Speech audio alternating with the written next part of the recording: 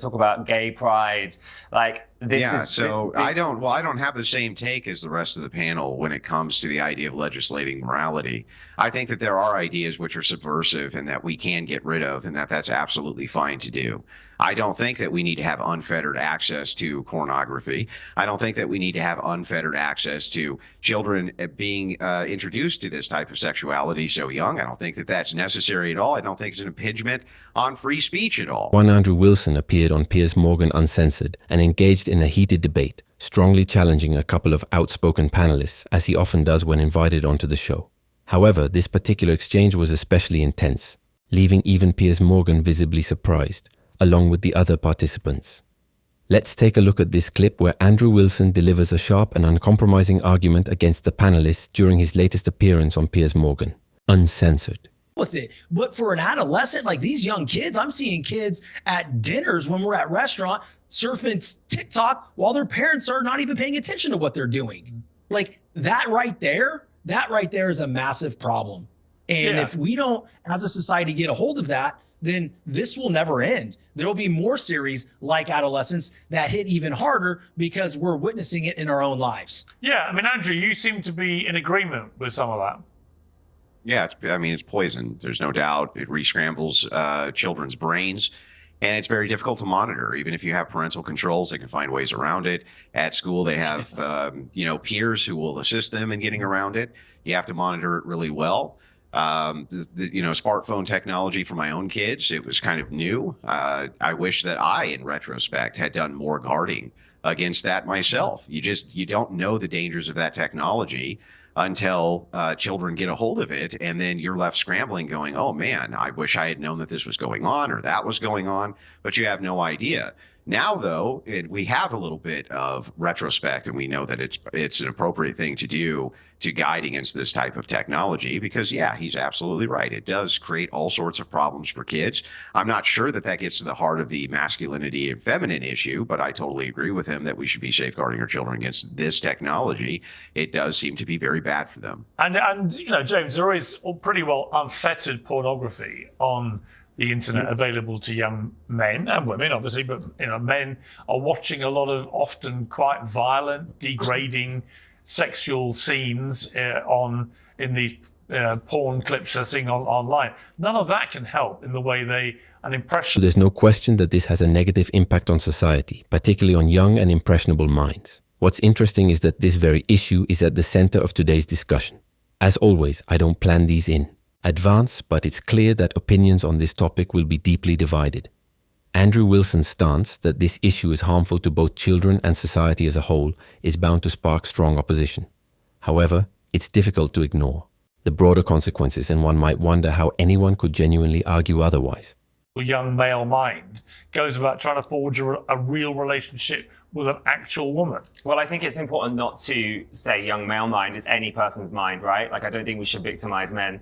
I can't believe Andrew's agreeing with me. But yeah, it's awful. I mean, I genuinely don't think people should have phones until they're 16. They certainly shouldn't have. Well, Australia's done that, and I'm not against it. The smartphone ban till 16. I mean, it's terrifying. Why not? You can't go on air on TV and say whatever you want. Like, I know you're pretending that you're uncensored, but you couldn't sit here and say literally whatever you want. That's okay.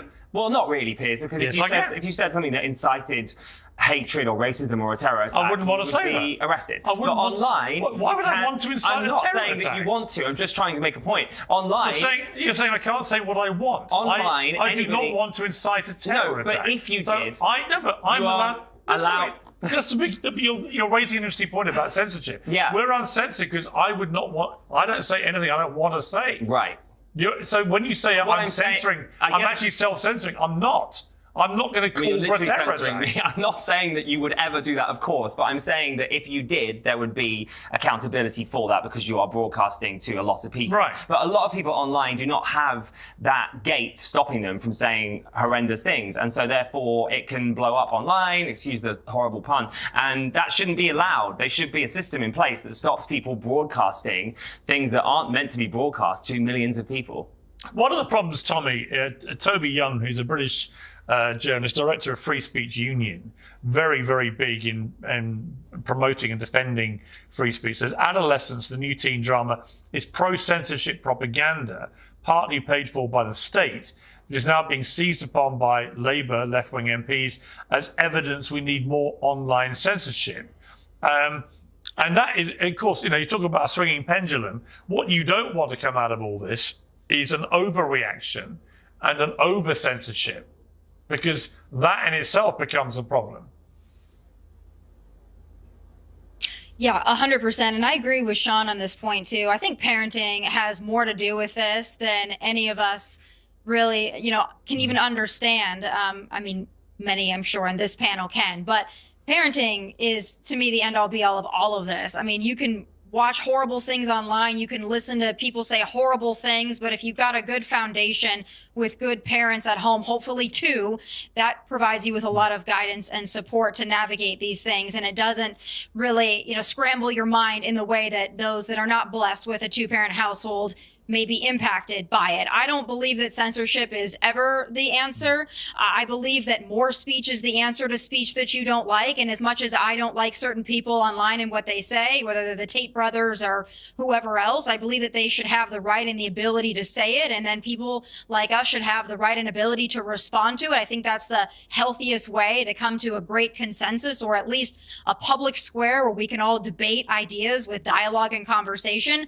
But I don't think that censorship is ever the answer. And I think that, our leaders in America have done a great job of emphasizing that, especially to the European countries who believe censorship is the way to cleanse or the way to legislate morality. I just don't think that's the way to do it. Well, I don't think that's the right approach either. I'm curious to hear your thoughts in the comments about how we should address this issue.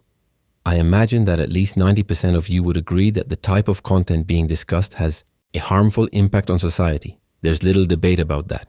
But what's the solution? I don't believe censorship is the answer. Simply banning it and preventing anyone from creating or consuming it might not necessarily be a bad idea, but historically, such measures tend to push things underground, creating a black market effect. When that happens, the content often becomes even more extreme. And unfortunately, it could involve vulnerable individuals in ways we don't even want to imagine. Instead, I believe society needs to attach more stigma to it, shame for participating, consuming, and promoting it. This shift needs to happen at a cultural level. Think about cigarettes.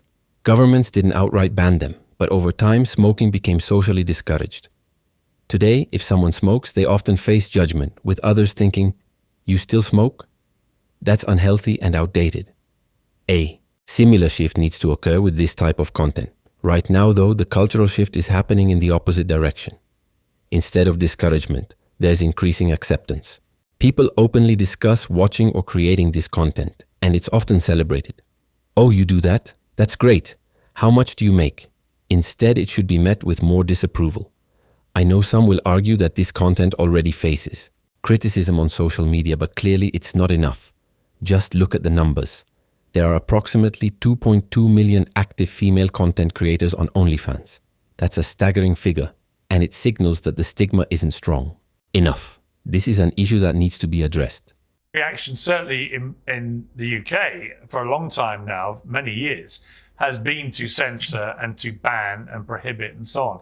And I think people are beginning to wake up to the downside of that, is that once you chip away at things like freedom of speech, freedom of expression, you're heading down a pretty slippery road, which can be dictated by your government. And then that's not a place. It's interesting though, isn't it? I mean, I just want to make a side point, and I don't need to get into it, but like your government are banning books. So they are literally talking about free speech whilst also banning free speech that they don't agree with. So what you're saying is nice, and I agree with you in principle, but that's not literally what is happening. The idea that books are being banned is completely misleading. No one is outright banning books. It's interesting how certain arguments rely on mental gymnastics to make a point. People claim the government is banning books, but that's simply not the case. That's like saying guns are banned just because they aren't allowed in elementary schools. Restricting certain materials in specific environments doesn't mean they're prohibited everywhere. As Tommy Lahren recently pointed out, though I won't repeat her exact words, the issue isn't about banning books entirely. It's about deciding what is appropriate for school settings. Why are we pretending not to understand basic common sense? Just as limiting firearms in schools doesn't equate to a nationwide gun ban, setting boundaries on what content is available in classrooms doesn't mean books are being erased from existence. That's simply not how it works. Same as banning books. You talked about freedom of speech, right? And everyone coming together and having a discussion about it. Oh my God. But that's not what's happening. Yeah, Yeah. but Putting we're talking about graphic in the gay home, porn not in into school. children's libraries is a little different. I mean, no one should be putting porn into a children's library. I think we all agree on that. Then why are you complaining What's the that that's issue? being Because that's not banned? what I'm discussing. I'm discussing books that talk about diversity, equality, that talk about Black Lives Matter, that talk about gay pride. Like this Yeah, is so I don't have the same take as the rest of the panel when it comes to the idea of legislating morality. I think that there are ideas which are subversive and that we can get rid of, and that that's absolutely fine to do. I don't think that we need to have unfettered access to pornography. I don't think that we need to have unfettered access to children being introduced to this type of sexuality so young. I don't think that that's necessary at all. I don't think it's an impingement on free speech at all. And not only that, there's going to necessarily be limits on every single freedom that we have. By necessity, that's the way it has to be, unfortunately. And the reason it has to be that way is because otherwise you're going to have nothing but subversives who go in and subvert your entire culture, which is exactly what happened in the UK, and it's exactly what's been happening in the United States. So we have to have some way to fight back against that. All right, Sean, final word to you. Andrew Wilson completely dismantled that argument. There's no doubt about it. And honestly, I can't disagree with anything he said. It's hard to believe that statement was made sincerely. It almost feels like it was just thrown in for the sake of debate. Maybe Piers Morgan encouraged a bit of disagreement behind the scenes, prompting someone to say something questionable just to stir the discussion. Because let's be real, there's no way anyone genuinely believes that restricting certain materials in schools is the same as banning books. The two aren't even remotely comparable. It's not like the government is enforcing a nationwide ban. Do we even need to break this down? I think most people can recognize how absurd that statement was. Let me know in the comments what you think about Andrew Wilson calling out that argument live on Piers Morgan Uncensored.